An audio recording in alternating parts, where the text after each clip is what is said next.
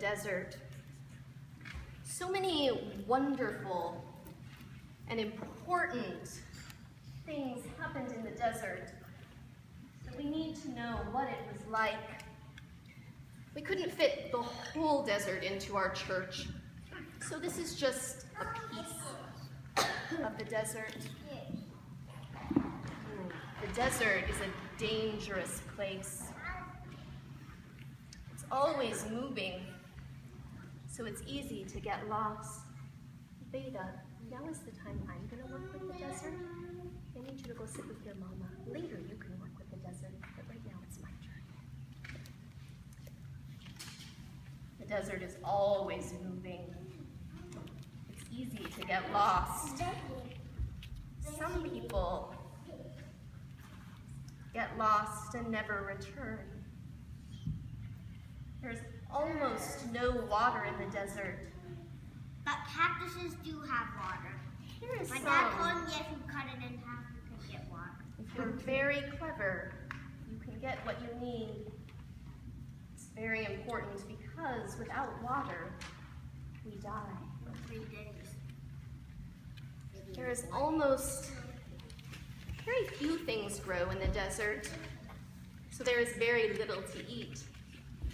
And without food, we can die. 30 days. In the day, the sun is bright and it scorches your skin, and at night, it's very cold.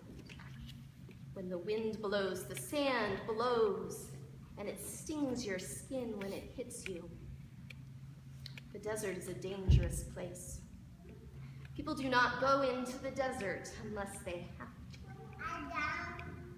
Unless your hat gets blown. After the flood, the creatures went out in all the 4 directions to fill the earth with life again. Often they settled along rivers.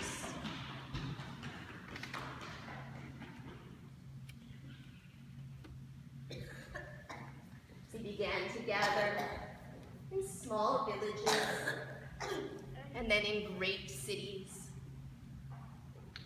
One of the greatest and most ancient of these cities was the city of Ur. In the city of Ur, there were many gods. There were gods for the sky and the clouds and the rain. There were gods for every rock and every flower and every tree. The world was alive with gods. But there was one family that believed that all of God was in every place. They did not yet know that, but that is what they thought. Abram and Sarai were part of that family. When the time came to move to a new place, they were not sure if God would be there, so they wondered what the new place would be like. But they packed up and they set out with their donkeys and cattle and sheep. Even the children and old people went too. At night, they slept in tents, and by day, they traveled along the great river called the Euphrates. The river gave them water to drink. It was a long, long journey. At last, they saw people coming out of Haran, and they knew they were almost there. And then they were there.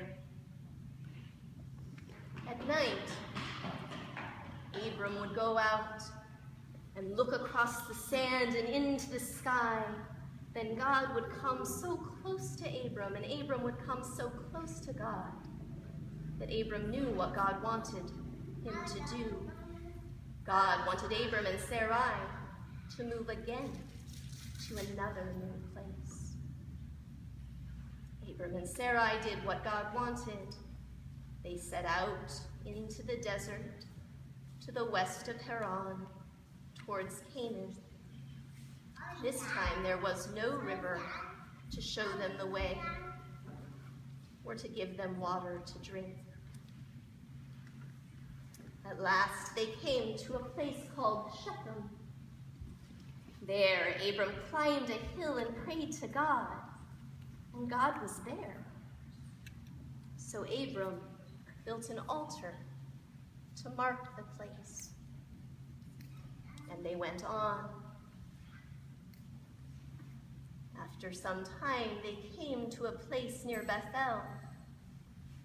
And again, Abram prayed to God, and God was there. So Abram built another altar to mark that place. God was not just here or there. All of God was everywhere. And so they went on, and at last they came to Hebron, where they made their home near the oaks of Mamre. Again at night, Abram would go out to the edge of the desert and look across the sand and into the sky, and God would come so close to Abram, and Abram would come so close to God that Abram knew what God was saying. God was saying, Abraham, you will be the father of a great nation. Your children will be as many as the grains of sand in the desert or the stars in the sky.